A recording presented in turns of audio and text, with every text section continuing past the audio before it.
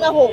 আমরা আসলে সরকারের কাছে কোনো আশ্বাস চাই না, আমরা চাই লামিসার ব্যাপারে যেমন সরকার মাননীয় প্রধানমন্ত্রী বলেছেন যে 1 মাসের মধ্যে এই এই হত্যাকাণ্ডের যে অপরাধী তাকে দ্রুত বিচার নিশ্চিত করা হবে, সেরকম লামিসার হত্যাকারীর মতো যতগুলো শিশু হত্যার ঘটনা ঘটেছে সব শিশু হত্যাকারীদেরই যেন এই দ্রুত বিচার আইনে বিচারের আওতায় আনা হয়।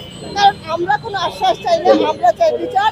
আমরা আর কোনো লামিসা এবং কোনো শিশু হত্যা, ধর্ষণ এবং মৃত্যু কিছুই দেখতে চাই না। আমরা চাই সরকার প্রতিটি ঘটনার সুষ্ঠু তদন্ত এবং দ্রুত বিচার করবে। এটাই আমাদের আজকের মানববন্ধন থেকে দাবি।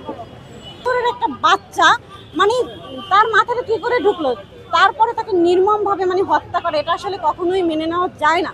আমরা আসলে মাননীয় সরকার এবং দেশবাসীর কাছে একটাই চাওয়া সরকারের কাছে, যেটা এমনভাবে এটার বিচার করা উচিত যাতে নেক্সটে কেউ যেন এটা যদি একবার ভাবে কেন সে 100 বার মাথায় নেয় যে এটা করা যাবে না, তাহলে শাস্তিটা আসলে অনেক ভয়াবহ হওয়া উচিত। আসলে এটা আসলে ইদানিং আমি দেখছি যে এই যে শিশু ধর্ষণ, এটা আসলে মহামারী আকারে ধারণ করেছে, একদম মহামারী ভাইরাস হয়ে গেছে একদম।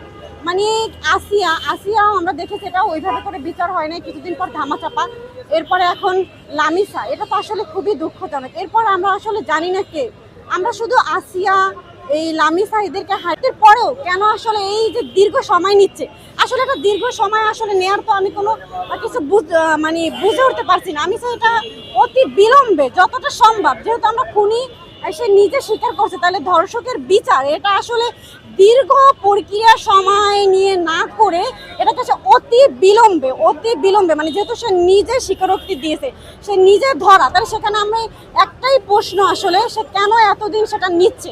এটা আসলে জনসম্মুখে যত দ্রুত সম্ভব আসলে এটার বিচার করা উচিত বলে আমি মনে করি। তাহলে আর কোনো ধর্ষক আসলে এই কাজ করতে সাহস পাবে না। সে যদি না পারে আমাদের জনগণের কাছে ছেড়ে দেখ, আমরা ওকে জুতা পিটাতে ওকে আমরা মেরে ফেলবো, যে কাজ করেছে ওকে জুতা পিটা